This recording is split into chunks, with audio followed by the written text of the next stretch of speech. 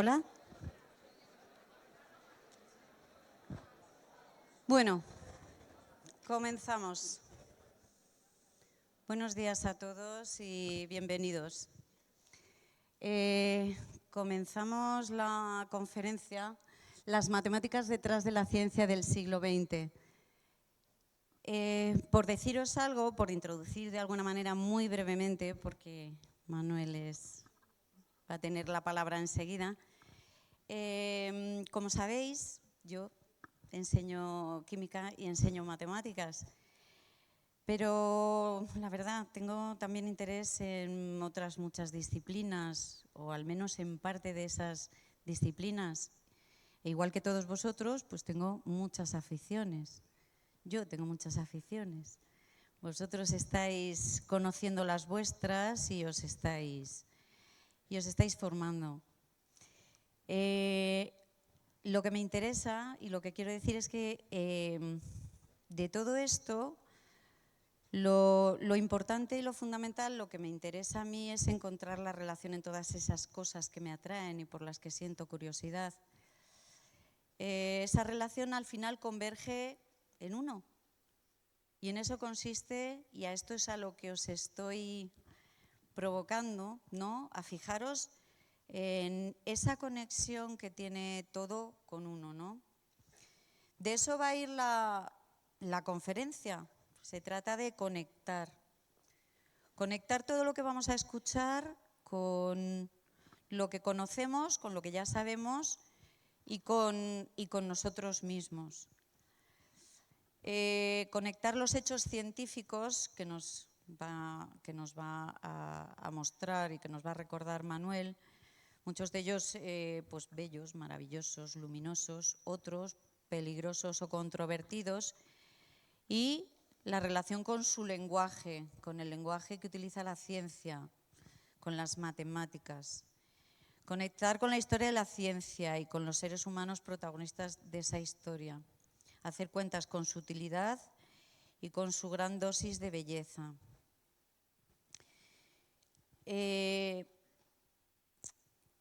La ciencia y muchas disciplinas necesitan ese lenguaje específico, en su proceso de investigación, en su desarrollo y en su enseñanza.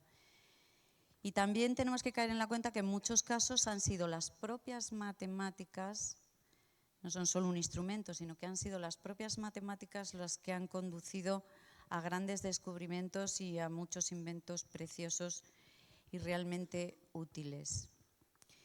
Contamos con una persona que nos va a llevar por estos derroteros, que nos va a contar muchos aspectos de las matemáticas y también de la ciencia en general que él mismo ha estudiado, ha investigado, en las que ha trabajado y trabaja y que nos va a transmitir. Él es Manuel de León Rodríguez, es licenciado y doctorado en Ciencias Exactas por la Universidad de Santiago de Compostela, ha sido profesor en esa universidad, es investigador del CSIC, investigador y luego profesor de investigación también. Perdonad, hago un pequeño paréntesis. Todo lo que estoy diciendo de su currículum no le va a hacer justicia del todo. Son breves apuntes para que os hagáis una idea de su recorrido y de todo lo que nos puede aportar. Después habrá un turno de preguntas, así que, bueno, al hilo de lo que nos explique, aprovechad, ¿no? Ya que él tendrá grandes respuestas, seguro. Como decía, investigador del CSIC, profesor visitante en muchas universidades y, sobre todo, una parte muy, muy interesante que comentábamos, ¿no? Él ha dedicado gran parte de su carrera a promover las matemáticas en todo el mundo.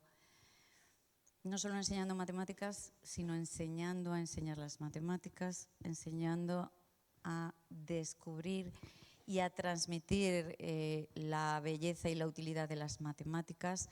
E incluso podemos decir que asesora en instituciones públicas en el ámbito político y educativo. Así que os animamos mucho a escuchar con atención y a participar después en el turno de preguntas. Así que, sin más, le damos la la bienvenida y a disfrutar.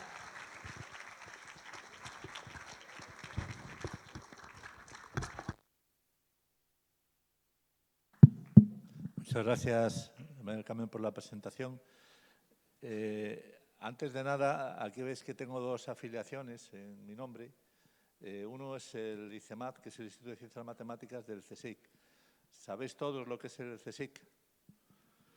El CSIC es el Consejo Superior de Investigaciones Científicas, es el principal organismo público de investigación de España, con 17.000 personas trabajando en 124 institutos de todo tipo de ciencias y de humanidades, en todos los distribuidos por España adelante. Y la Real Academia de Ciencias, es otra institución que se fundó en el siglo XIX, en 1847, por la reina Isabel II. Y bueno, ahí es la Real Academia, el nombre completo, la Real Academia de Ciencias Exactas, Físicas y Naturales de España. Y es una de las 10 reales academias que pertenecen al Instituto de España. Y ahí pues estamos un grupo de académicos pues que hacemos reflexiones sobre la ciencia, sobre la aportación de la ciencia a la sociedad, sobre la educación, etc. Vamos a pasar al objeto de la charla, que lo que... a ver si este de acá abajo. La idea es mostraros con algunos... No sé por qué se ha ido.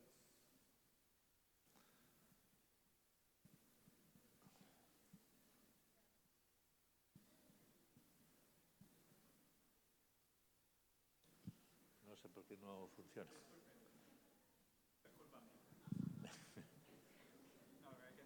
Hay que encenderlo otra vez, ¿no? Bueno, pues aprovecho para iros diciendo que la idea es... vosotros estudiáis matemáticas y estudiáis muchas matemáticas, porque matemáticas se estudian en todos los cursos.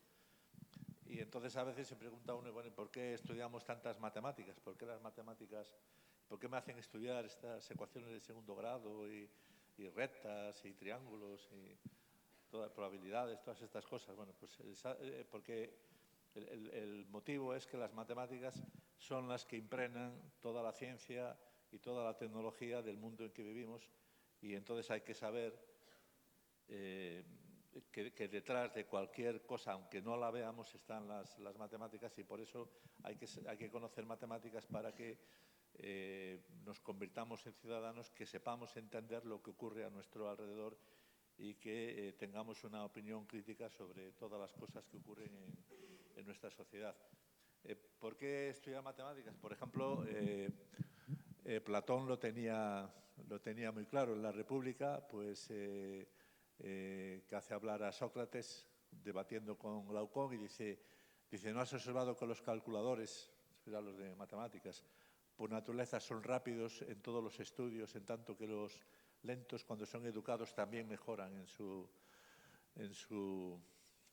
desempeño? Lo que proponía Platón era que todos los que se dedicaran a la res pública, a la cosa pública, tuvieran un conocimiento de matemáticas para poder hacer las cosas mejor. Y de hecho Platón, pues que algunos ya habréis estudiado, al menos en filosofía, la figura de Platón.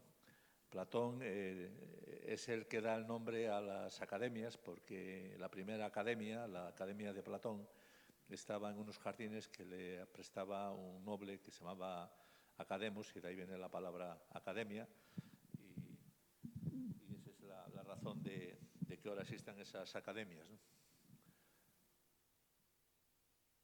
Hay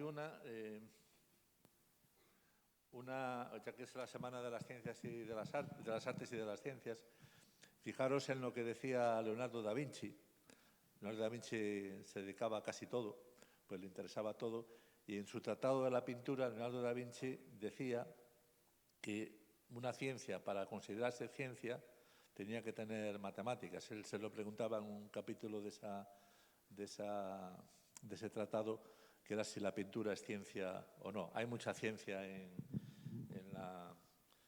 la pintura, pero además Leonardo decía eso sobre las ciencias, y efectivamente es lo que ha ocurrido a lo largo de los tiempos. Otro personaje que también seguro que muchos conocéis es Galileo Galilei, y Galileo Galilei en su obra El Saggiatore decía esto sobre las matemáticas, decía que la filosofía está escrita en este vasto libro que se ofrece continuamente a nuestros ojos, el universo, el cual sin embargo no se puede entender si no se entiende la lengua en la que está escrito, y esa lengua son las matemáticas, sin las cuales es imposible entender una sola palabra.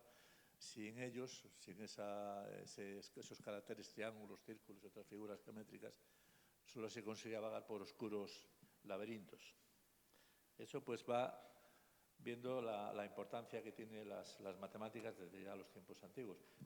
Esta persona que aparece en esta fotografía es un premio Nobel de Física, Eugene Wigner, y en el año 64 impartió una conferencia, perdón, en el 59, impartió una conferencia en la Universidad de Nueva York que se llamaba La irrazonable eficacia de la matemática en las ciencias naturales, que luego se publicó en un artículo. Y entonces en ese artículo se preguntaba por qué las matemáticas son tan eficientes para explicar la física, la química, etcétera, todas las ciencias. Y bueno, pues concluía, por ejemplo, diciendo que la enorme utilidad de las matemáticas en las ciencias naturales es algo que roza el misterio y que no tiene una explicación racional. Sí la tiene, porque al final lo que hacen las matemáticas es buscar relaciones, buscar modelos, y las ciencias, cuando incorporan las matemáticas, es cuando se desarrollan. Por ejemplo, la primera ciencia que se desarrolló, porque siempre ha ido de la mano de las matemáticas, ha sido la física, pero también la química, la biología más recientemente, las ciencias sociales, en cuanto ponen las matemáticas en su trabajo diario, es cuando al hacer modelos se pueden estudiar más a fondo esas ciencias y podemos avanzar.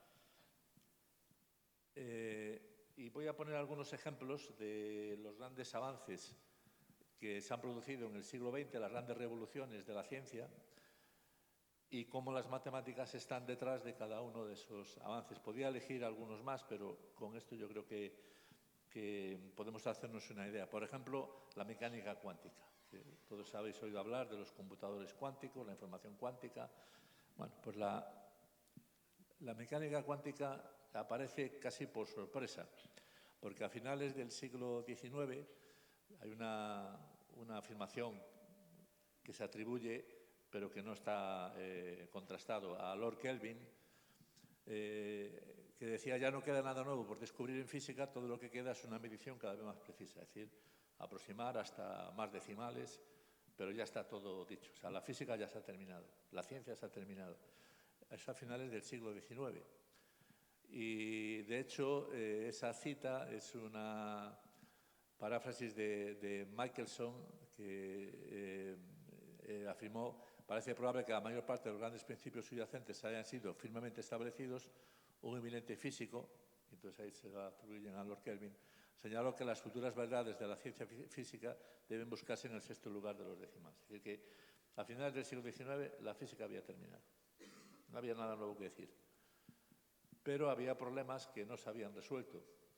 Este problema no resuelto era el problema de la emisión de radiación de cualquier objeto. Los objetos emiten radiación, por ejemplo, en forma de calor, debido a que las partículas que lo constituyen, como ahora sabemos, pues vibran, y esa vibración genera calor. Y esa energía es la que sale radiada del objeto. Y entonces, si se sumaba todo lo que iba saliendo, pues se tendía a infinito, y eso no podía ser. Había algo ahí que no funcionaba. La teoría no iba. Y entonces este señor que está aquí, que es Max Planck, que es uno de los grandes nombres de la mecánica cuántica, pues probó que si se sustituía ese proceso de sumar por un proceso en el cual la energía se emitía en cuantos de energía, es decir, en trozos discretos de energía, entonces ya esa contradicción desaparecía. Y eso es lo que le llevó a anunciar la hipótesis de que la materia está, o sea, la radiación electromagnética se absorbe y se emite en forma de cuantos de luz o fotones. Y bueno, ese es el nacimiento de la mecánica cuántica, en donde se comienza a estudiar por la naturaleza del átomo, de cómo está constituido el átomo, y entonces esa idea de que la energía se transmitía, eso es una cosa que hoy en día vemos todo como si fuera todo continuo. Yo veo aquí y estamos todos, sin embargo, tenemos muchos huecos dentro, porque estamos hechos de partículas, y esas partículas tienen a su vez más partículas. Y sin embargo lo vemos todo como un continuo. Todo es discreto, pero lo vemos como un continuo. Es una construcción de nuestra mente. Entonces, todo pasa, por ejemplo, cuando estudiáis cómo está constituido un átomo, los electrones para pasar de un estado a otro emiten energía o absorben energía.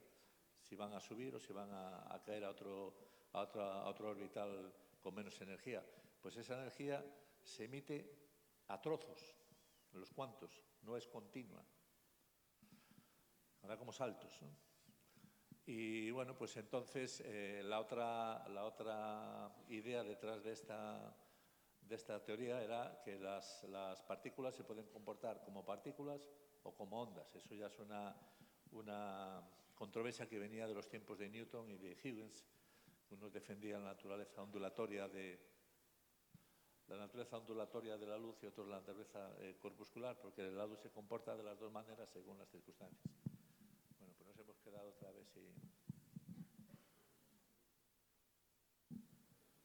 sin imagen.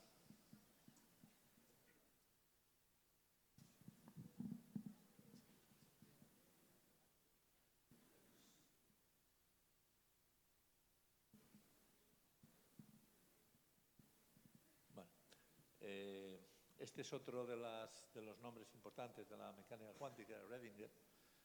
A lo mejor habéis oído hablar del gato de Redinger, que no se sabe si está vivo o está muerto. Ese experimento mental que hizo Redinger. Redinger lo describió la ecuación por la cual se mueven las partículas, que es la ecuación de Redinger. Y bueno, entonces eso llevó a cambiar el modelo, que era un modelo como un sistema planetario del núcleo y los electrones girando alrededor, por un sistema en el cual pues, los electrones alrededor del átomo, alrededor del núcleo, no tienen órbita, sino que lo único que se puede medir es la probabilidad de que estén en algún sitio determinado. Entonces es un cambio total de la mecánica clásica a la mecánica cuántica. Y esto era insospechado a finales del siglo XIX y se va desarrollando pues, a principios del siglo XX. Entonces, aquí es donde entran las matemáticas. ¿Cómo se explica esto matemáticamente? O sea, ¿cómo explicar todo este modelo de la mecánica cuántica de una manera matemática? Porque es la manera en la cual entendemos. Y de hecho, lo que ocurre ahora es que la cuántica contradice toda la intuición que tenemos y solo se puede entender si utiliza las matemáticas. Tú haces las cosas y funcionan. Y funcionan porque matemáticamente haces los cálculos y te salen las cosas, pero contradicen completamente nuestra intuición. Y la persona que está sobre todo detrás de esa formulación matemática de la mecánica cuántica, pues es von Neumann. Es, por una parte Dirac y por otra parte von Neumann. Von Neumann es este señor que está aquí arriba. Von Neumann, si alguno ha visto la película Oppenheimer, no sé cuántos la habéis visto, este señor era el que estaba haciendo los cálculos matemáticos de la bomba atómica en el experimento de los Álamos en la Segunda Guerra Mundial. Es el que puso en marcha los superordenadores, el ENIAC. Y entonces, pues esta formulación se basa en, no sé, bueno, como hay gente que son de bachillerato, pues alguno habrá estudiado espacios vectoriales. Bueno, pues la mecánica cuántica se explica en espacios vectoriales de dimensión infinita, con unos operadores sobre esos espacios, y esos son los espacios que ahora se llaman espacios de Hilbert, que es este otro señor que está aquí, que estudió eso teóricamente, y von Neumann los utilizó para hacer esa formulación matemática de la mecánica cuántica en su obra Los fundamentos de la mecánica matemática de la mecánica cuántica, que es un libro que puso, digamos, el fin a ciertas controversias que había en interpretaciones que había en la mecánica cuántica. Entonces, las matemáticas, sin las matemáticas no hubiera sido posible hacer todo eso. Bueno, esto lo voy a tratar. Este es un libro que os recomiendo porque es una historia en la que aparecen todos estos señores, sobre todo Redinger y otra gente, que se llama Un verdor terrible. Es como una novela, pero es un libro que es un libro real, o sea, está novelado, pero está contando hechos reales y lo podéis leer perfectamente. Y no sé cuántas ediciones lleva ya, pero se está vendiendo muchísimo porque bueno, cuenta todo lo que dio lugar a la mecánica cuántica. Es muy interesante el conocerlo. La otra gran revolución que hay en el siglo XX en la física es la relatividad. Einstein publica su teoría de la relatividad especial en 1905 y en 1915 lo que se llama la teoría de la relatividad general o teoría general de la relatividad, en la que tiene una idea realmente extraordinaria, y es pensar que la materia curva el universo, curva el espacio. O sea, lo que se dice es que la materia curva el espacio y el espacio le dice a la materia cómo debe de moverse. Esto, pues, el ejemplo que vemos es, pues aquí si tenéis una superficie elástica y ponéis un peso, el peso deforma la superficie. Esto es lo que pasa en el espacio. O sea, las masas deforman el espacio. Pero claro, ¿de dónde viene esto? Este es el señor Albert Einstein. Aunque os parezca increíble, Einstein utilizó muchas matemáticas. Él no conocía todas las matemáticas que hubiera querido. Una de las personas que le ayudó fue, por ejemplo, este otro matemático del que hablé antes, Hilbert. Pero todo viene de una interpretación de algo muy elemental que probablemente habéis estudiado, que sabéis quién fue Euclides, y Los elementos de Euclides es un primer libro en donde se hace una síntesis de todas las matemáticas que se conocían en ese momento, y además la importancia de ese libro es que es donde se aparece, pues quizá por primera vez, un razonamiento lógico. Partimos de unos axiomas y a partir de razonamiento lógico vamos obteniendo resultados, teoremas, proposiciones, corolarios. Y en los elementos de Euclides hay una parte de geometría plana en los libros del 1 al 6, y hay unos 5 postulados. Por ejemplo, pues el primero dice, dados 2 puntos se puede trazar una recta que los une. Bueno, eso se toma sin demostración, es decir, eso lo tomo como algo cierto, etc. Y había un quinto axioma, que es este que está aquí, que si lo veis así, pues no lo reconocéis, pero si lo veis así, sí lo reconocéis. Aquí. Por un punto exterior de una recta se puede trazar una sola paralela. Ese es el quinto axioma de Euclides. Y entonces, durante mucho tiempo, la gente los matemáticos se dedicaron a probar dos cosas: si este axioma era consecuencia de los otros 4 o si no lo era. Y hubo durante cientos de años, casi miles de años, muchas pruebas falsas que intentaban, pues, probar una cosa o la otra. Y a tal punto que D'Alembert, uno de los enciclopedistas, también matemático, le dijo que este problema era el escándalo de la geometría elemental, porque nadie era capaz de salir adelante con una solución. Pero había unos señores, para saltarme a Gauss, había 2 señores que pensaron de otra manera.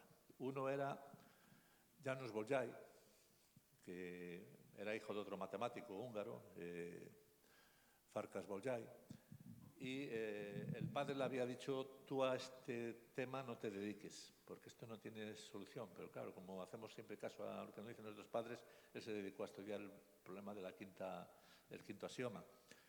Y encontró algo sorprendente, que se lo envió a su padre, y está publicado en un apéndice de un libro que escribió Bolyai padre, en la que decía, he descubierto cosas tan maravillosas que estoy asombrado, de la nada he creado un nuevo mundo. ¿Qué es lo que había descubierto János Bolyai, que es este señor de aquí? Esta es una tumba que están los 2, padre e hijo, enterrados en Budapest. Lo que hizo Bolyai era parecido a lo que había hecho independientemente otro matemático ruso, Lobachevsky, que había publicado en una revista de que no había leído pues, prácticamente nadie, y lo que habían hecho era pensar que por qué tenemos que obligarnos a creer que el quinto axioma va a ser verdad. Voy a suponer que no es verdad el quinto axioma. Voy a construir una geometría en donde el quinto axioma no se cumple, en la que dos rectas, o sea, que pueda haber dos rectas paralelas por un punto externo a una recta dada. Claro, las rectas ya no son rectas como pensamos, son curvas que minimizan la distancia entre dos puntos, son lo que los matemáticos llamamos geodésicas. Pero uno puede pensar de esa manera. Entonces, pensando de esa manera, construía una geometría que no era la euclidiana, era otra geometría, que se llamó luego por la geometría hiperbólica. Y esa geometría, hay modelos de esa geometría, por ejemplo, el plano hiperbólico, el que se llama a veces plano de Poincaré, la pseudosfera, etcétera. Hay que cambiar la idea de lo que es una recta por ese concepto más general que una recta. Ese concepto, cuando estamos en el espacio euclidiano, es una recta, en el sentido usual. Y otro matemático, Riemann, pues pensó, bueno, pues vamos a hacer otra geometría en la que no ocurra eso, en la que por un punto exterior a una recta no se pueda trazar ninguna paralela. ¿Cuáles son las rectas aquí? Por ejemplo, pensad en la superficie de una esfera. Las rectas son las que minimizan, las curvas que minimizan dos puntos dados. En una superficie esférica, si dais dos puntos, ese es el círculo máximo que los une. Por ejemplo, pensad en el ecuador, en los meridianos, si queréis haceros una idea visual. Pero si, por ejemplo, tengo un meridiano y tengo un punto exterior al meridiano, esas geodésicas, otra geodésica será otro círculo, otro meridiano, y lo va a cortar en dos puntos. Entonces no hay paralelas. Esa es la geometría esférica. Bueno, pues ¿para qué servía todo esto? Pues servía para pensar, vamos, esta es la pseudosfera, por ejemplo. Servía para pensar que había geometrías que no eran la euclidiana y esas geometrías pues tenían tanto valor de existencia como las otras, y de hecho pues, se podían construir modelos con esas geometrías. Y esto, claro, los matemáticos no lo hacemos en dimensión 2 o 3, lo hacemos en cualquier dimensión. Esto lo puedo pasar a la dimensión que quiera, una dimensión arbitraria. Y entonces esto es lo que utilizó Einstein para escribir sus ecuaciones de la gravitación.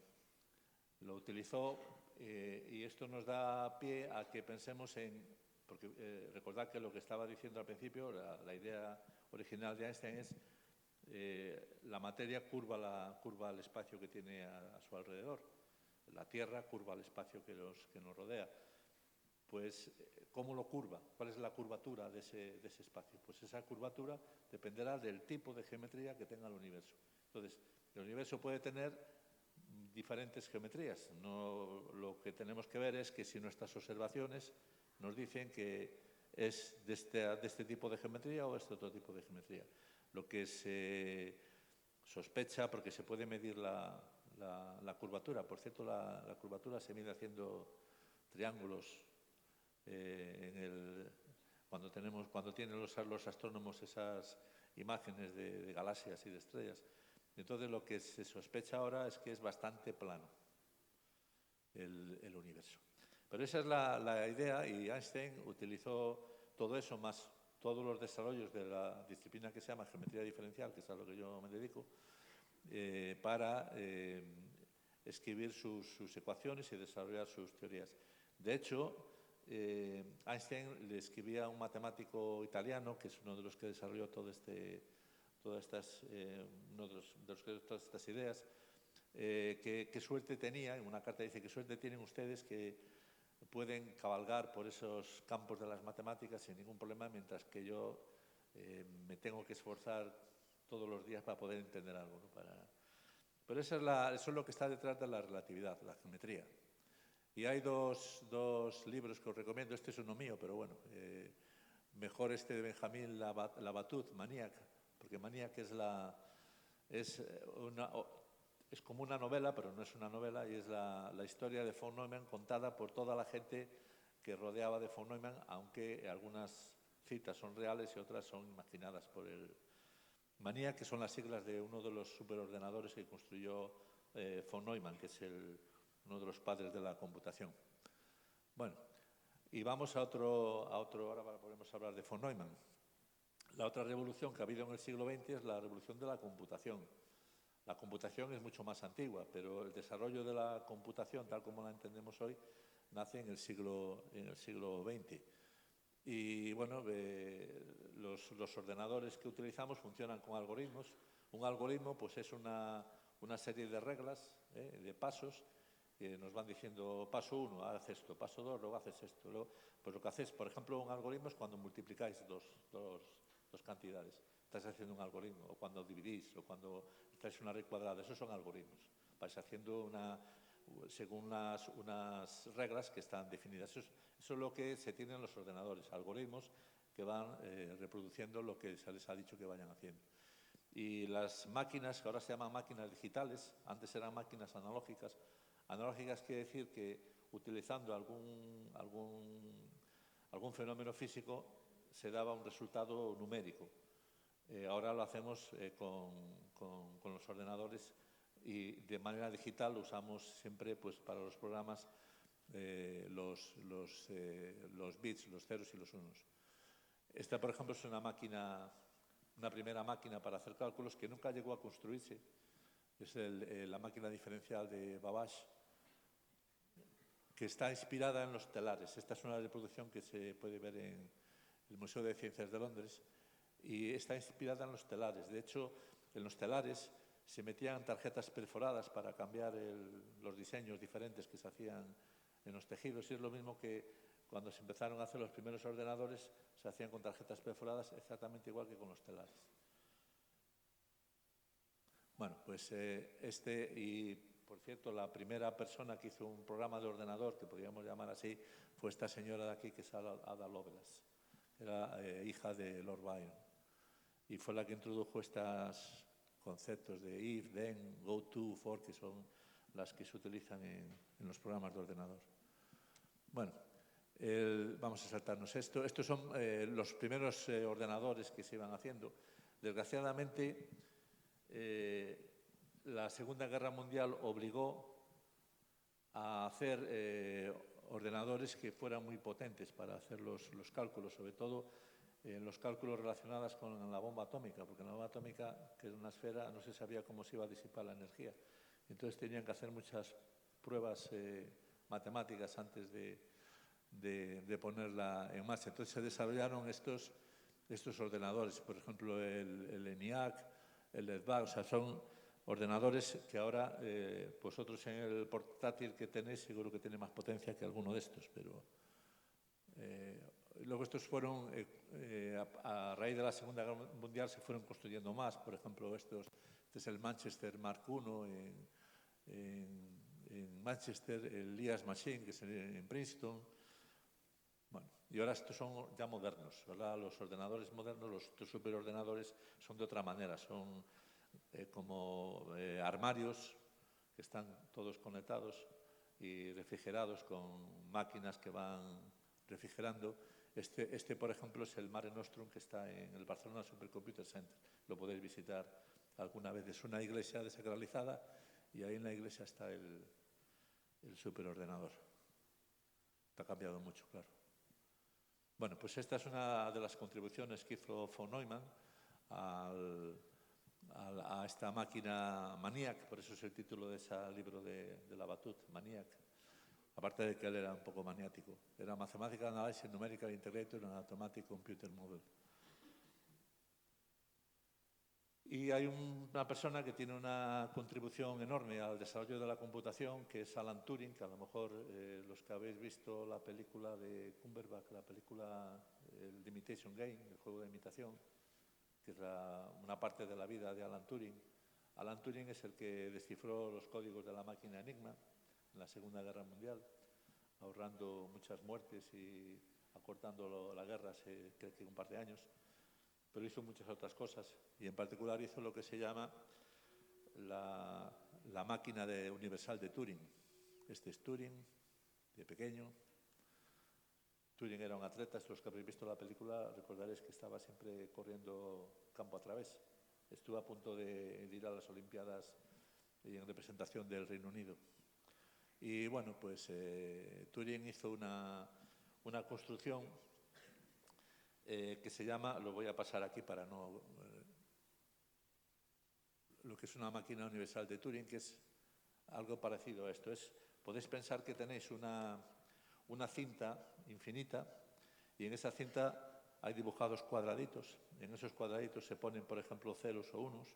Hay un lector óptico, como en los lectores de los supermercados, y cuando aparece un cuadradito en el lector, hay también unas instrucciones, porque hay otra cosa adicional, que es lo que se llaman los estados, que pueden ser ceros, unos, letras, etcétera, A, B, C, D, da igual, siempre que tiene un número finito. Entonces, cuando el lector ve, por ejemplo, 0 y el estado A, dice, la orden es, que tiene en su libro de instrucciones, es, en vez de 0 me pones un 1, me pasas del estado A al estado C y te vas a la izquierda. Y eso, pues con esas instrucciones se pueden sumar números. Y eso es lo que se utiliza en los ordenadores. De hecho, lo que hizo Turing se le llama el padre de la informática, aunque era un matemático. Pues es, con esa máquina de Turing, pues poder implementar los programas. Esto es de 1940, o sea que es hace un montón de años. Bueno, esto, por ejemplo, es cómo se puede uno hacer sumas. Este es un libro que escribimos con mi colega Agata Timón sobre la vida y el legado de Turing, y esto es un artículo que está publicado en forma de librito de Alan Turing, que se llama ¿Puede pensar una máquina? Porque Turing hizo también una contribución a lo que se llama la inteligencia artificial, pero eso es otro tema que no vamos a tratar. Y luego, pues hay otra de las revoluciones del siglo XX, es la información. La información es cómo calcular lo que se llama la entropía de la información, la energía que tiene una información que se transmite. Y hay una cuestión que es esa entropía de la información, que lo desarrolló Claude Shannon, que es otro matemático. Pero hay otro interés con la información, que es cómo se transmite de manera segura la información. Y aquí los números primos que estudiáis son esenciales. Porque ya sabemos que hay infinitos números primos, eso ya lo probó Euclides. Y bueno, pues el problema es cómo calculamos todos los números primos que hay. Hay infinitos, pero ¿cómo sabemos calcularlos todos? No sabemos calcularlos todos.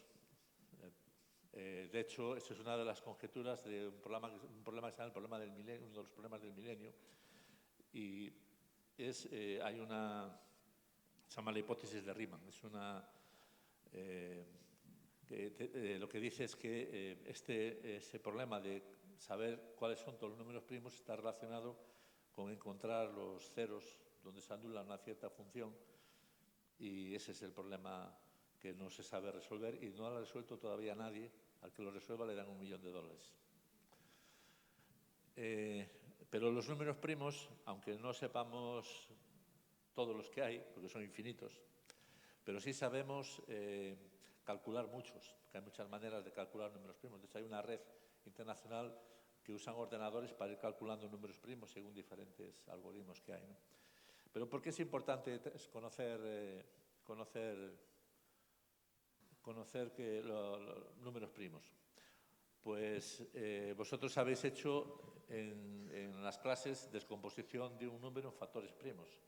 Una de las cosas típicas que se hacen, ¿no? Pone ahí el 24 y se pone ahí una rayita y empiezas a ver los múltiplos 2, 12, 2, 3, y luego lo pones con 2 a la tal.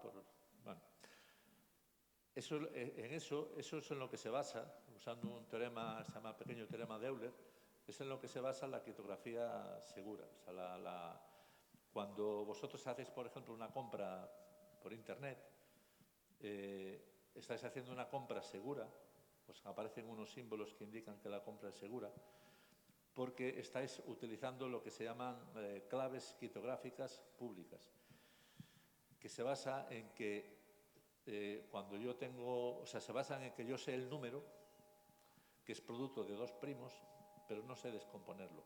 Y va a decir, bueno, es fácil. Claro, ahora pensad un número primo de 100 dígitos, otro número primo de 100 dígitos, haced el producto y os salen 200 dígitos, por ejemplo.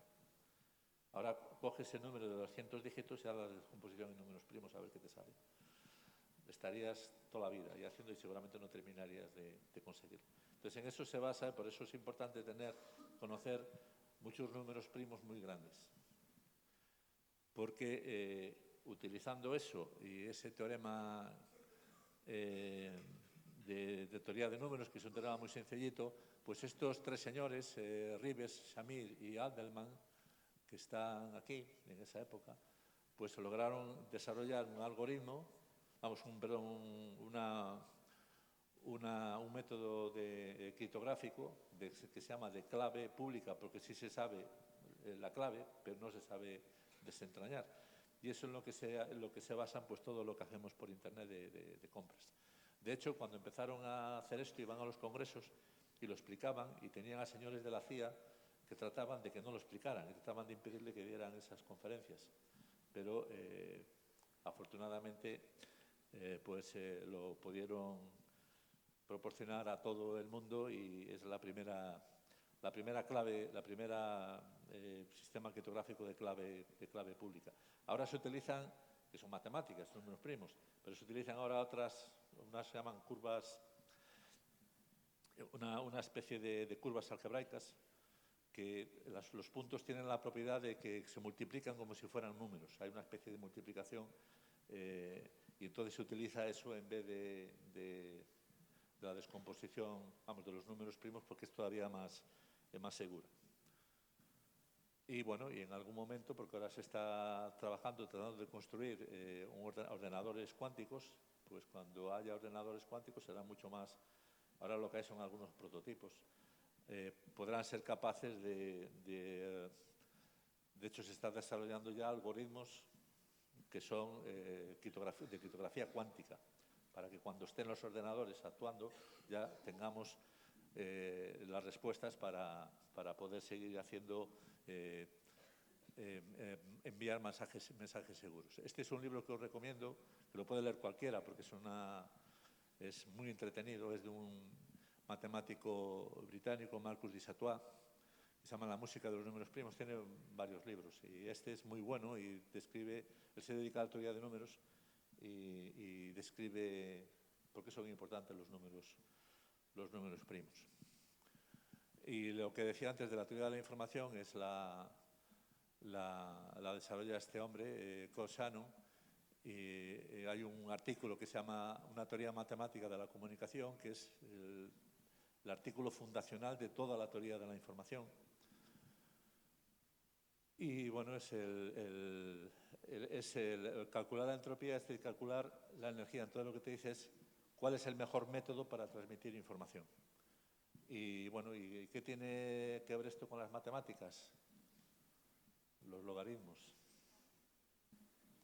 Para calcular eso se calcula, estos son ejemplos sencillos. Son probabilidades y ese es el logaritmo de la probabilidad. Y así se mide la entropía del mensaje. Nuestros denostados logaritmos por alguna gente que se cree que ni se enseñan ahora ni son útiles, siguen siendo muy útiles. Y para terminar, porque tampoco quiero alargarme mucho para poder atender algunas preguntas que queráis hacer, otro de los hitos del siglo XX es las matemáticas en la biología. Y en particular, como hemos padecido la pandemia del COVID-19, pues las matemáticas son muy útiles para controlar las epidemias, para saber cómo funciona. Este es el coronavirus que nos amargó la vida pues hace unos años, ¿eh? Algunos ya no os acordaréis tanto, pero fue algo que, menos mal que tenemos la capacidad de olvidar las cosas, porque nos hemos olvidado de los 3 meses que estuvimos encerrados en nuestras casas sin poder salir. Bueno, se ha ido otra vez Este es un coronavirus, porque tiene esa especie de corona.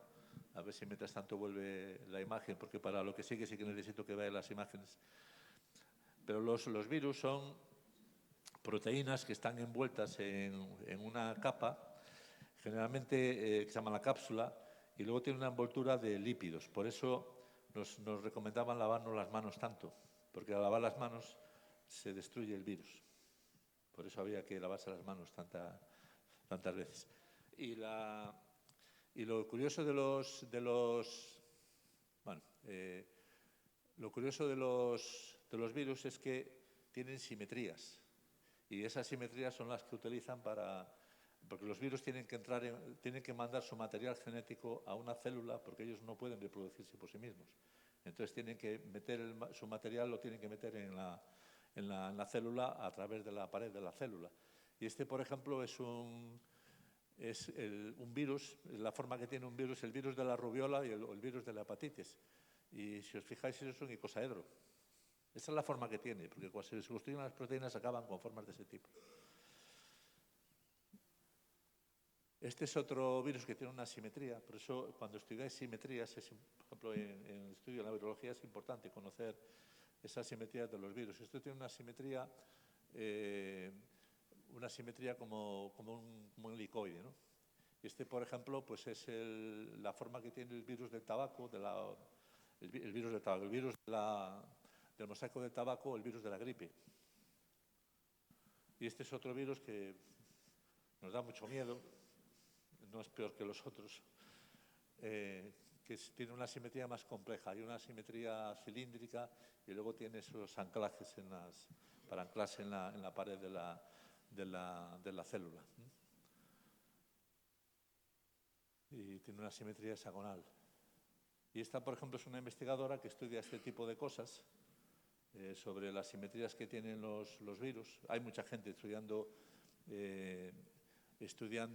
lo que se llama, ellos le llaman virología matemática, que usan las matemáticas para estudiar las superficies de los virus. Y esto, por ejemplo, esto es con lo que cuenta ella de cuando empezó a darse cuenta de lo importante que era tener el estudio de esas simetrías.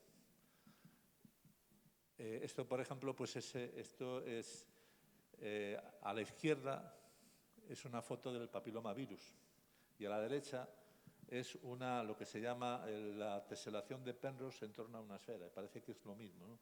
Entonces, bueno, las simetrías que tienen estos virus, pues es importante estudiarlas. Y a la otra parte que quería comentar de epidemias, y ya para terminar, pues es cómo se combaten las epidemias. Por ejemplo, la malaria. La malaria es una enfermedad que sigue todavía, no se ha conseguido una vacuna eficaz contra la malaria. Es una enfermedad que tiene un ciclo realmente impresionante, o sea, da más miedo que ver una película de Alien, pero bueno, se empezó a estudiar por este hombre que está aquí, Ronald Ross, que era un médico que le interesaban mucho las matemáticas, y entonces desarrolló, y voy a saltar hasta aquí, desarrolló este modelo matemático. El modelo matemático que está ahí son lo que se llaman ecuaciones diferenciales. Una ecuación diferencial es una ecuación como las que usáis en álgebra, pero que las funciones, o sea que las incógnitas son funciones y sus derivadas. Entonces hay que calcular las funciones a partir de la ecuación con las derivadas. Entonces eso es un esquema muy sencillo donde se tiene que normalizar para que tengan cantidades más sencillas. Y, por ejemplo, pues esto es el número de humanos infectados, el número de mosquitos infectados, porque aquí hay el ciclo de la malaria, el número de humanos, el número de mosquitos, probabilidades de transmisión y unos parámetros que se obtienen de manera experimental sobre el terreno. Y entonces, con esas ecuaciones te va diciendo cómo va a evolucionar la infección de malaria en una determinada región. Bueno, esta es la primera vez que se utilizan matemáticas de ese tipo en epidemiología. Pero hay otros modelos que fueron muy famosos, otra vez durante la pandemia, pero que son ya de hace un siglo, que son lo que se llaman los modelos SIR. Los modelos SIR, voy a poner las fotos de quienes los llevaron. Uno es Ray McKendrick, que era un médico escocés, y el otro es Kermack, o Gilby Kermack, que es este señor de aquí, que no sabía matemáticas, pero como era químico, por cierto, era como tú, químico, y haciendo un experimento, le saltaron los ácidos a los ojos y se quedó ciego. Y entonces en el hospital, a todos los que le visitaban, le decía que le leyeran libros de matemáticas. Ahí aprendió un montón de matemáticas. Y fue el que ayudó a McKendrick a desarrollar el modelo. El modelo SIR es muy sencillo. O sea, fijaros que a veces las ideas son tan sencillas como esto. Yo me imagino que tengo 3 cajas. Una caja son el número de personas, pueden ser personas o pueden ser una epidemia de otro tipo de una epidemia porcina o lo que fuera, de individuos. Vamos a empezar en personas. Personas susceptibles de infección, que somos todos. La caja I es la caja de infectados y la caja R es la caja de recuperados. Y entonces lo único que tengo que decir es cómo voy pasando de una caja a otra. Y la forma de pasar de una caja a otra es con unos parámetros que hay que calcular. Pues estos son cantidades cocientadas por el número total para que nos quede más sencilla el cálculo. Y son estas ecuaciones que aparecen por aquí. Este es el modelo SIR. Este modelo pues, se puede complicar. Por cierto, no sé si alguno se acordará del factor de reproducción básico. ¿Se acordáis del factor de reproducción básico? Hay que bajar el factor de reproducción básico. Tiene que ser menor que 1 para que podamos... algunos no os acordaréis, pero lo pasamos muy mal en esos 2 años, porque nadie veía solución. Pues ese es el factor, esos 2 parámetros que aparecían en las ecuaciones, el beta dividido por alfa, ese es el factor de reproducción básica. Y entonces, bueno, pues ese modelo se puede complicar, se pueden poner más cajas. Por ejemplo, se le pone una caja que es la E, que es el individuo expuesto, pero que aún no presenta síntomas, que era uno de los problemas que había con la COVID-19, que había personas que estaban infectadas, pero como no presentaban síntomas, pues seguían infectando a otras personas. O le puedo poner esta otra caja T, que son los que están tratados, los que están ya vacunados o están aislados, o más. Esto es de hace 100 años, pero se sigue investigando y veis montones de artículos de investigación con este tipo de modelos. Bueno, esto es un ejemplo de cómo no solo estos modelos que podríamos decir que son de las ecuaciones diferenciales o sistemas dinámicos a la epidemiología, hay muchas otras matemáticas que también se utilizan, como la optimización, las series temporales, los métodos, las cadenas de Markov, etcétera. Son todas matemáticas utilizadas al servicio de la epidemiología. Este es un matemático muy famoso, ruso, que luego se fue a Estados Unidos, Israel Galfand, el judío, y sobre el comentario que hacía Wigner, pues él hizo como una broma y decía: solo hay una cosa más irracional que la irracional eficacia de las matemáticas en la física y es la irracional ineficacia de las matemáticas en la biología. Lo decía en plan de una butad, una broma, porque las matemáticas sí son muy importantes para la biología. Yo he escrito 2 libros sobre esto, pero hay infinidad de libros donde veis cómo las matemáticas se utilizan en biología. Por ejemplo, matrices. Algunos han estudiado matrices, seguramente. Pues para un sistema ecológico, para un ecosistema, lo que se hace son construir matrices donde se relacionan con unos pesos, unas especies con otras, y con teoría de grafos. Entonces se ve que si hay una determinada relación muy fuerte, pues esa especie no la puedes eliminar, pero en otros casos ves que la relación de esa especie con las demás no es muy grande y si desaparece, pues tampoco afecta al ecosistema. Modelos de depredador-presa, es decir, cómo funcionan. En fin, hay multitud de aplicaciones de las matemáticas a la biología que podéis ver, a pesar de que el amigo Israel Galfand dijera que no era así. Y aquí me callo y si tenéis algunas preguntas, encantado de responder.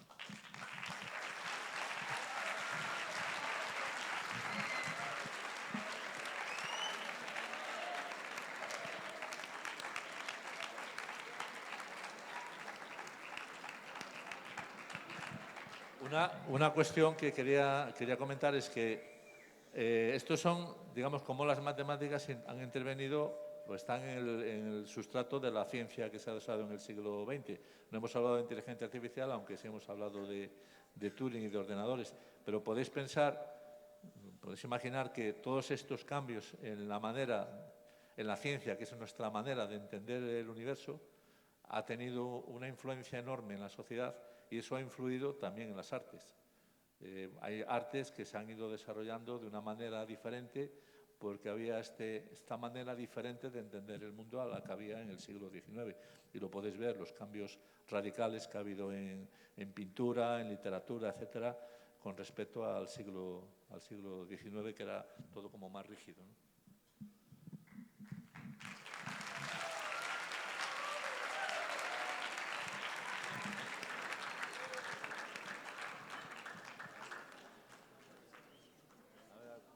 ¿Alguien se anima a una pregunta?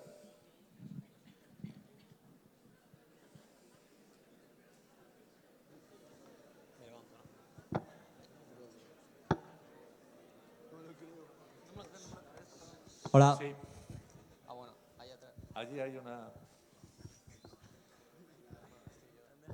Aquí. Hola. Está muy alto, ¿no? Sí. Hola. Sí, pero había una persona allí y ahí también, venga. Bueno, quería preguntarte qué relación tiene la teoría de la relatividad con la teoría de cuerdas. Bueno, la teoría de cuerdas es una teoría que están abandonando muchos físicos porque no se pueden hacer experimentos, porque requieren una cantidad de energía que no somos capaces, ni se imagina en un futuro muy lejano que se sea capaz de alcanzar. Entonces ha quedado una teoría matemática. Entonces hay muchos físicos que ya se han abandonado la teoría de cuerdas y están haciendo otro tipo de cosas. Se ha quedado en una construcción matemática muy interesante, pero que no puedes experimentar. Y entonces, en física, y eso es una de las cosas que decía sobre las ciencias Leonardo da Vinci, tienes que poder reproducir tu modelo experimentalmente, y si no, eso no es física. Entonces ese es el problema que tiene la teoría de cuerdas. Los físicos han ido ahora a la materia oscura, energía oscura.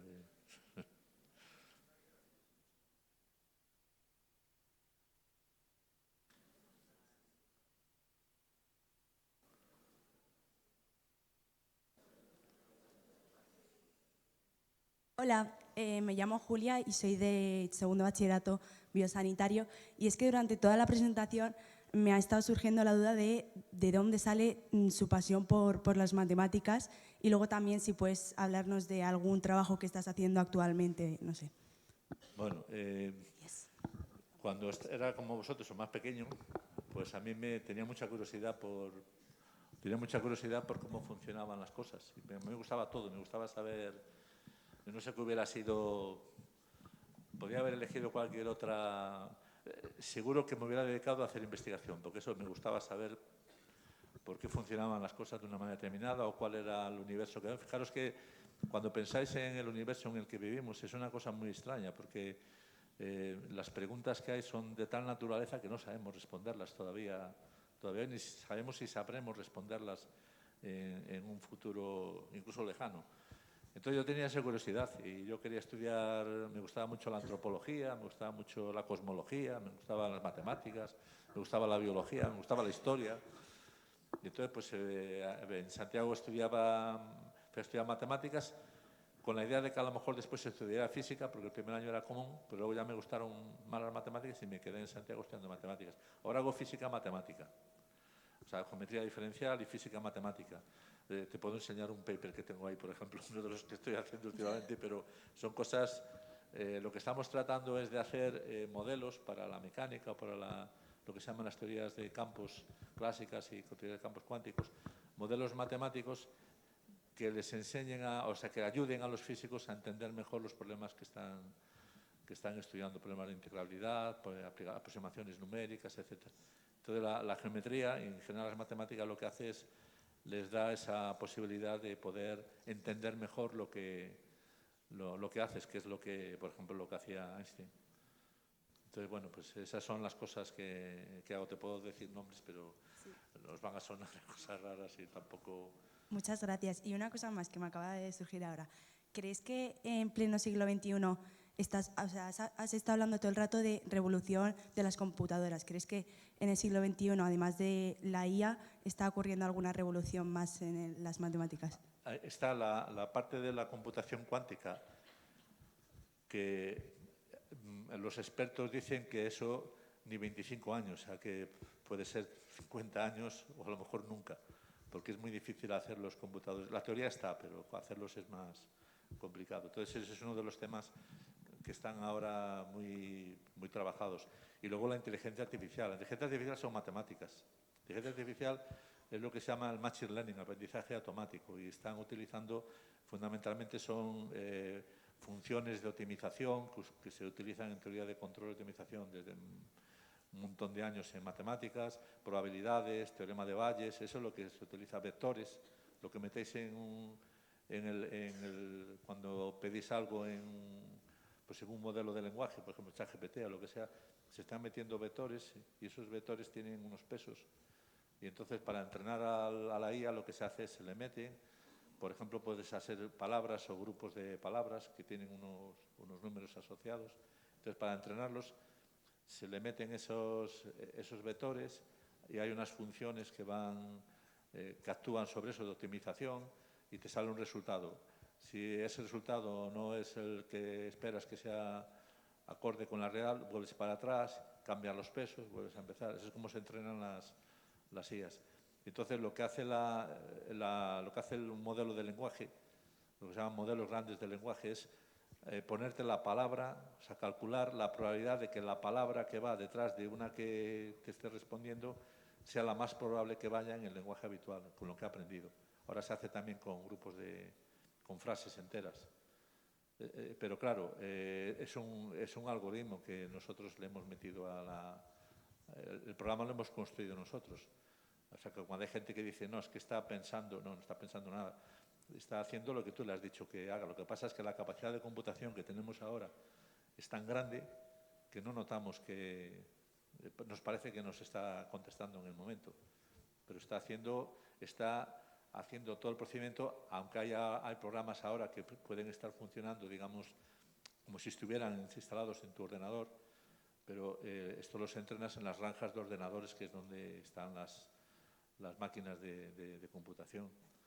Y pasa que es eso, que una red neuronal, que es lo que se utiliza, tiene una entrada y una salida y dentro hay capas y se van pasando de unas capas a otras.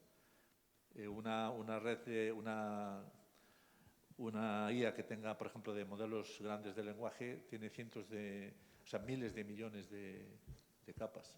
Pero es tan rápida, porque eso es lo que hemos conseguido con la computación, aumentar rápidamente la capacidad de cálculo. Entonces, por eso parece que te está contestando.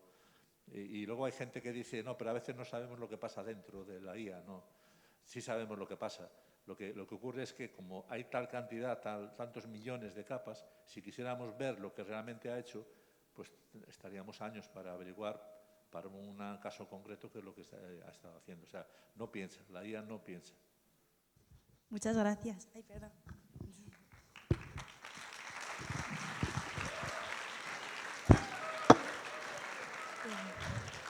Hola, Sí. yo te quería preguntar que, o sea, yo veía como pues todos los matemáticos y decía, pues o sea, yo no voy a llegar a ser uno de ellos nunca.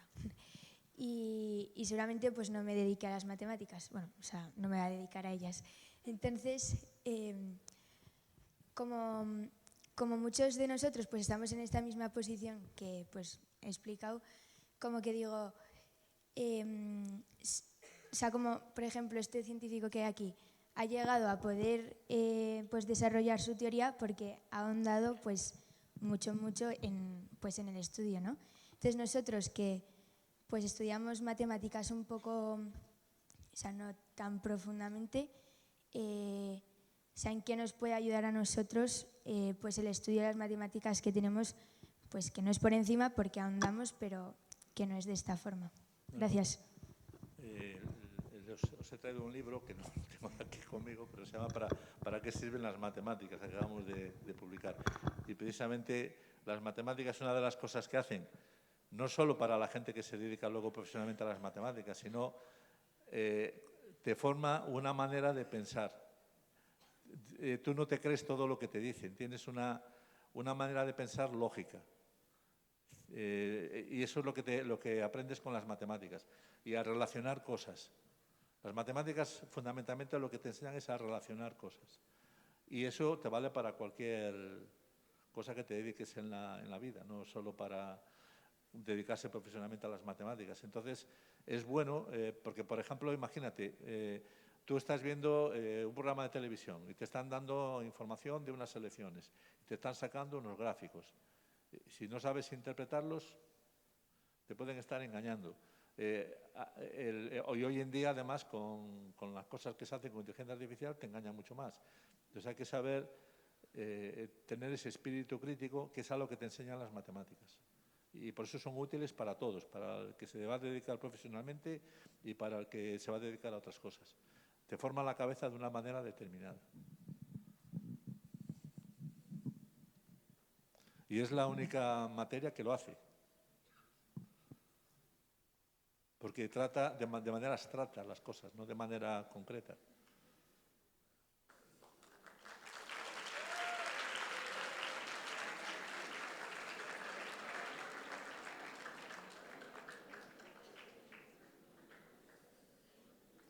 ¿Alguna más? Por aquí había... No. Hola, vale. ¿Creéis que la IA o las computadoras reemplacen luego a los matemáticos o la gente que estudia las matemáticas? No, de hecho, en las previsiones que hay por ejemplo, en Estados Unidos de trabajo, las matemáticas van a ser cada vez más importantes. Es una de las, probablemente la profesión que tiene más posibilidades de empleo en el futuro, ahora y en los próximos 25 o 30 años, es las previsiones. Y de hecho la IA lo que va es todavía darle más relevancia a las matemáticas, porque como decía, básicamente los contenidos son contenidos matemáticos, entonces necesitan cada vez más matemáticos. Y entonces yo no lo veo ningún peligro. De hecho, hay gente que está tratando, por ejemplo, en investigación, de utilizarlo en la demostración de algunos teoremas. De momento ha hecho alguna cosilla, pero tiene que ser muy dirigida. Yo no le veo ningún peligro a los matemáticos, al contrario.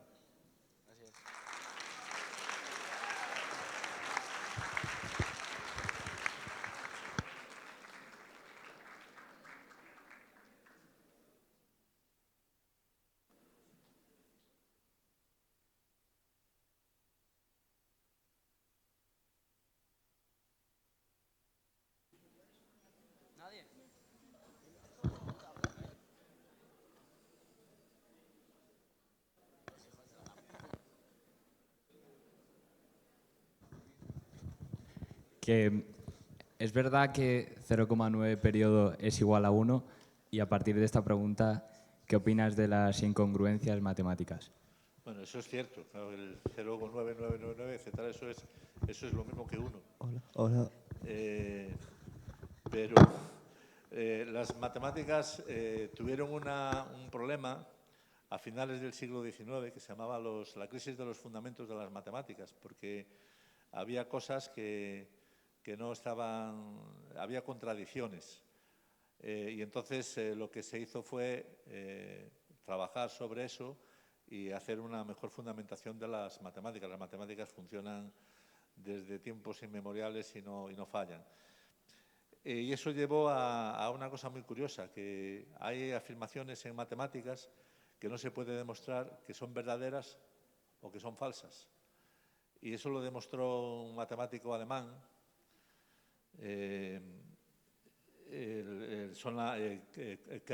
Gödel, y Gödel probó lo que se llaman los teoremas de incompletitud de matemáticas. Pero no hay ninguna contradicción con eso. Es decir, podemos vivir con eso porque podemos suponer que la afirmación en la que sea es verdadera o es falsa, no pasa nada. Tendremos otras matemáticas y son consistentes. Entonces no hay ningún problema. Es una de las cosas que distinguen a las matemáticas de otras ciencias. De hecho, a veces la gente las ciencias naturales las considera parte de las matemáticas. Las matemáticas han podido demostrarse a sí mismas cosas como esa, que cualquier sistema que contenga la aritmética, hay afirmaciones que no puedo probar si son verdaderas o son falsas. Algunas se llaman, por ejemplo, axioma de la elección o la hipótesis del continuo, que esa la vais a entender. Sabéis que hay infinitos números naturales e infinitos números racionales, porque se pueden poner todos en biyección con los números naturales. Pero hay infinitos números reales, pero esos dos infinitos son diferentes. Uno es el Aleph 0 y el otro es el Aleph 1. Y entonces una hipótesis que había es, ¿hay algo en medio? Bueno, pues no sabemos decir si hay algo en medio o no, pero no importa. Las cosas funcionan con algo en medio y funcionan sin algo en medio. Eso se llama la hipótesis del continuo. Ese de con mucha gente a tratar de probar que no había nada, ningún número infinito entre los números naturales y los números reales. Pero no pasa nada. De hecho, al que encontró, que hizo un sistema basado en que no se cumplía esa propiedad, se le dio la medalla Fields, que es el mayor premio que se puede dar en matemáticas en el mundo.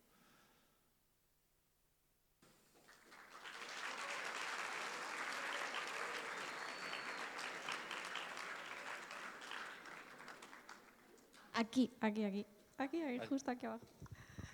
Yo tenía una pregunta, porque yo soy todo lo opuesto a las matemáticas, no tengo ni idea, pero me fascina, o sea, ver... Dime. Vale. Me fascina ver todo lo que... Bueno, que al final, en mi humilde sabiduría de esto, que es nada, entiendo que explican toda la creación, básicamente, ¿no? Pero sí que mientras escuchaba, me surgía esta duda que es muy básica seguramente, pero bueno, quería saberla. Es que si las matemáticas o la ciencia en general puede explicarlo todo. O sea, aunque no lo tengamos todavía explicado, porque sí que decías que hay cosas que hasta dentro de 50 años no sabremos o no sabemos, ¿no? Pero sí se sabe o se entiende que se podrá saber. O sea, que todo puede tener explicación en la vida, matemáticamente o científicamente. Yo opino como Galileo Galilei, es decir, sin matemáticas no podemos entender nada de lo que tenemos. Y hay cosas que no sabemos hacer, pero las matemáticas son universales. Es decir, las matemáticas, no sé, ¿habéis visto la película Contacto? Bueno, ¿qué usan para enviar un mensaje? Los números primos. Las matemáticas son universales. Las matemáticas no son del planeta Tierra, no, o de la Vía Láctea. No, las matemáticas son universales, valen para todo.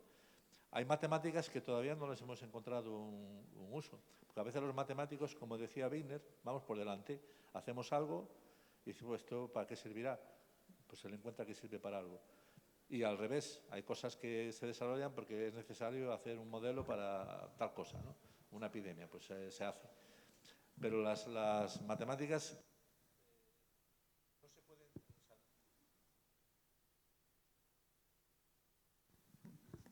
usar. Creo que se ha quedado sin pilas, pero bueno. No. Bueno, las matemáticas no lo que lo van a explicar todo porque es lo único, es universal. Y lo explicarán en su momento las cosas. Pero hay cosas que no entendemos desde la física. Yo por eso os decía lo de la... Por eso os decía lo de que pensar en el universo de verdad. O sea, en el universo hay cosas, todos pues habréis oído hablar del Big Bang y estas cosas. Cuando se produce el Big Bang, el espacio crece. El espacio se mueve más rápido que la luz y crece. Y entonces nuestro universo, cuando recibimos, o sea, nosotros solo podemos ver la luz que vemos. Es lo único que vemos. Cuando os ponen una imagen de una galaxia, de una estrella, eso ya pasó. O sea, cuando veis una imagen de una galaxia de hace 10.000 millones de años, estáis viendo lo que había hace 10.000 millones de años, no lo que está pasando ahora. Pero eso sin las matemáticas no lo entenderíamos, porque de hecho hay una parte del universo que nunca veremos, porque ya no nos va a llegar la luz. El universo es mucho más grande que porque se creció exponencialmente con lo que se llama la gran inflación. Y eso, si pensáis en lo que somos nosotros aquí, que no sabemos ni cómo hemos llegado a ser lo que somos, y nos pensamos dentro de todo lo que es ese universo en el que vivimos, una gran parte del cual nunca sabremos cómo es, pues la única manera de entenderlo es que yo pueda conjeturar cosas y probar cosas usando matemáticas. No tengo otro instrumento. Observo y saco mi modelo. Por ejemplo, ahora se están descubriendo muchos exoplanetas, hay como 5.000 ya descubiertos. Se hace con matemáticas, viendo las fluctuaciones pequeñitas que cuando pasa el planeta por delante de la estrella. Sin matemáticas no podríamos imaginar. Los modelos cosmológicos son modelos matemáticos al final. Y es el único instrumento que tenemos que vale para todo. El único que es universal, no depende de ninguna circunstancia física. O sea, tú me das otras propiedades físicas, las matemáticas van a ser las mismas. Matemáticas no cambian. Por eso es un instrumento. Por eso decía Wigner esas cosas que decía. Es que no nos merecemos tener esto, quizás.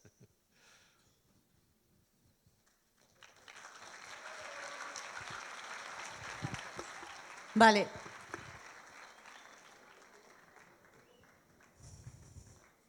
Sí, una rápida. Una rápida, Manuel. Una, última.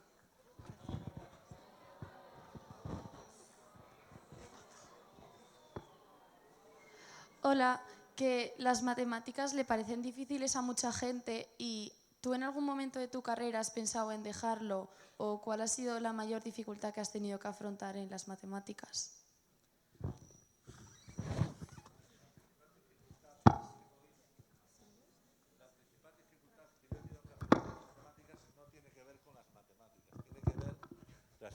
Tiene que ver con las personas. Las personas somos las que planteamos dificultades. Las ciencias, ninguna plantea dificultades. Hay cosas que son... las matemáticas son, yo pongo siempre el ejemplo, las matemáticas es como la música. Todos podemos disfrutar de la música, pero hay gente que tiene oído musical y gente que no. Yo no tengo oído musical, pero disfruto de la música. De la misma manera se puede disfrutar de las matemáticas, aunque no tengas que ser un experto en matemáticas. Son difíciles, claro, y cuando vas avanzando más y más, pues son difíciles, requiere mucho esfuerzo, entender muchas cosas y sobre todo intentar hacer cosas nuevas. Pero bueno, es divertido, te lo pasas bien. Pero no hay que tener todos habilidades matemáticas especiales. Ya me gustaría a mí tocar el violín, por ejemplo, o tocar un piano, no sé. Y es más, podría aprender, pero sería un desastre. Y sin embargo, pues hay gente que tiene habilidades para algunas cosas y para otras no. Bueno, pues hay que saber las limitaciones que tiene cada uno y disfrutar, sin embargo, de lo que nos pueden aportar.